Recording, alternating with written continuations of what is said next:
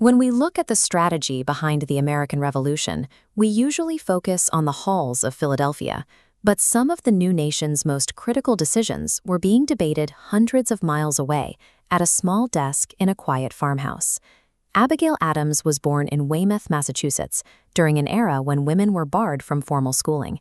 She bypassed these societal limits through sheer intellectual curiosity, teaching herself by reading the law, theology, and philosophy books in her father's extensive library. Her marriage to John Adams in 1764 began a lifelong partnership, but the Revolution kept them physically apart for years. This separation sparked an exchange of over 1,100 letters.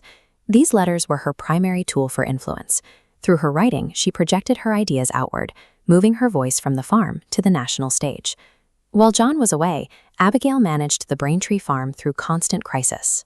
She navigated food shortages, lethal outbreaks of dysentery, and the threat of British soldiers occupying the neighboring towns.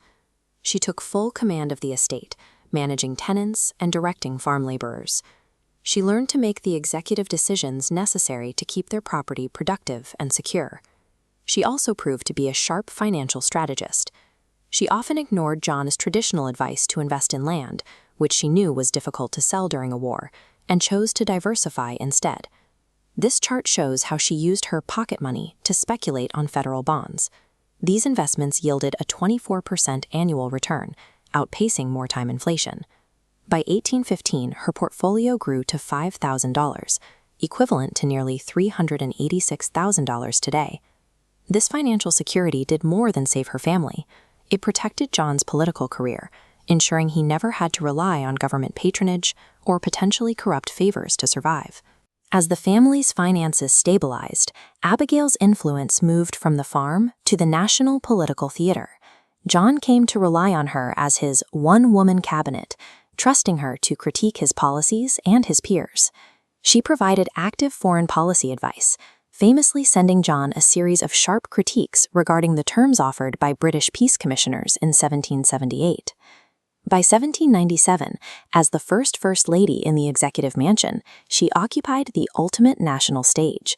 Fiercely defending her husband's administration, she championed the Alien and Sedition Acts, arguing that critics printing falsehoods should be punished. Her involvement in policy was so visible that her detractors gave her a title intended as an insult, Mrs. President. She moved beyond the traditional role of a political spouse, showing how a partner's counsel could shape the highest office in the land. In 1776, while John worked in Philadelphia on the formal laws of the new nation, Abigail was applying ideological pressure from the home front. In her most famous letter, she told John to remember the ladies as he and the Continental Congress drafted their new code of laws. She was specifically attacking the legal doctrine of coverture, a system that gave husbands absolute, unchecked power over their wives' property and lives. She warned that if women were not given a voice, they were determined to foment a rebellion against laws they had no role in making.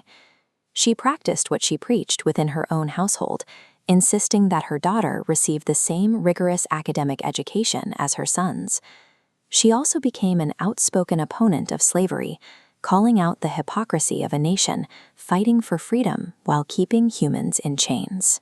Her vision of independence was more comprehensive than the one being debated in Philadelphia, as she pushed for the rights of all people, regardless of gender or status. The history of the American Revolution is often told through battles, but it was sustained just as much through private ledger books and letters.